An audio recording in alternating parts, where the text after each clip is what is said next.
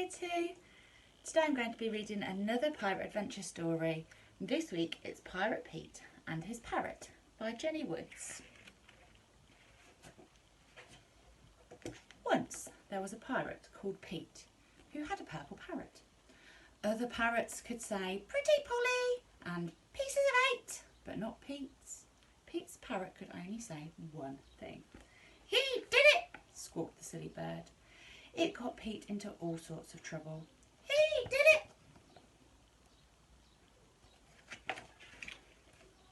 One day, while the pirates were busy cleaning the deck of the Jolly Crossbone, Captain Barnacle strolled past.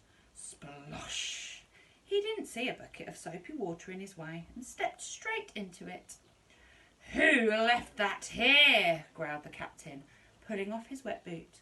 All the pirates hid their mops, but the purple parrot shrieked, "He did it!" "It wasn't me," cried Pete, but the Captain Barnacle was furious.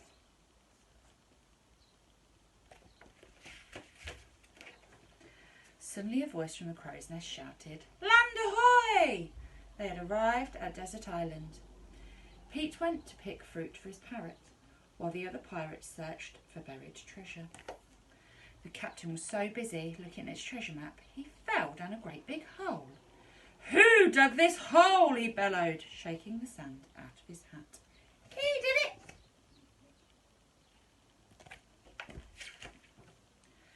Captain Barnacle was so angry. He marched Pete back into the ship.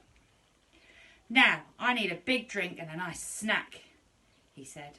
He took down his special biscuit barrel from the cabin shelf. "Arr!" cried the captain, peering inside. "Who's eaten all my best biscuits?" The purple parrot quickly swallowed the last few crumbs. Then he landed on Pete's shoulder and squawked, "He did it!"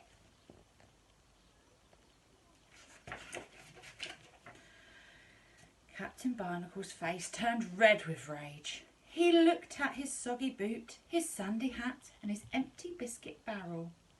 "The next time you cross me, you'll walk the plank," roared the captain, stomping off. "It's not fair," grumbled Pete. "I wish I was captain, then I wouldn't get into so much trouble." He picked up the captain's hat and plopped it on his head.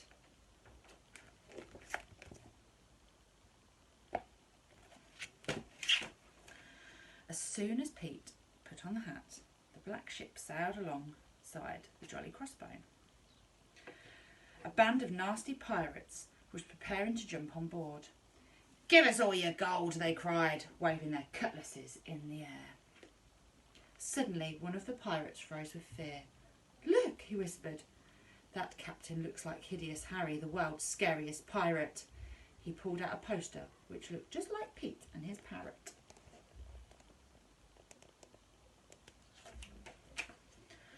"I heard that Hideous Harry caught a giant squid by tying up its tentacles," said one pirate. Pete's parrot swooped through the air and shrieked loudly, "He did it!" "I heard he was a champion sword fighter and won a tournament with an arm tied behind his back," cried a big-legged pirate. "I heard he stole a sea witch's magic wand," added another, "and turned his enemies into jellyfish."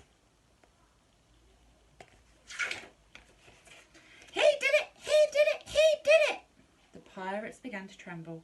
Just then Pete had a brilliant idea. He picked up a mop and pointed it at the nasty pirates.